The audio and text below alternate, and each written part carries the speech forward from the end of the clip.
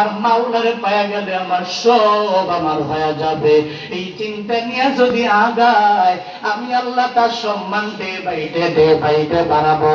আমি আল্লাহ তার মর্যাদা ডে বাইটে বাড়াইবো।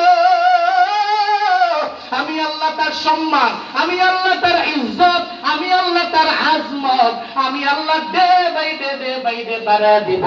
এটা তো আমি আল্লাহর ওয়াদা। মান তাওয়াজা লিল্লাহ রাফাআহুল্লাহ। নবী ওয়াদা করলেন যেই বান্দা বিনয়ী হয়ে যাবে, অন্যের নিয়ে চিন্তা করে না, আমি আল্লাহ তার সম্মান ডে বাইটে বাড়ায়া দিব। চিল্লা পড়ে যাবে কি মারহাবা। রহমানের বান্দারা চিন্তা করে না, ও চিন্তা করে আমার মালিক থাকলে আমার সব হয়ে যাবে। এই চিন্তা নিয়ে কারো কথা কোনো সালাম দেয় না। এই আমার মায়ের নবীর ব্যাপারে তো সবার জানা। তায়েফের ময়দানে আমার মায়ের নবী গেলেন, ওখানে তো জমি জমা নেওয়ার জন্য নবী যান নাই। এদের জমিগুলো ভোগ করার জন্য নবী যান নাই, দখল করার জন্য যান নাই, ক্ষমতা এবং পাওয়ারের জন্য নবী যান নাই। কেন গেলেন?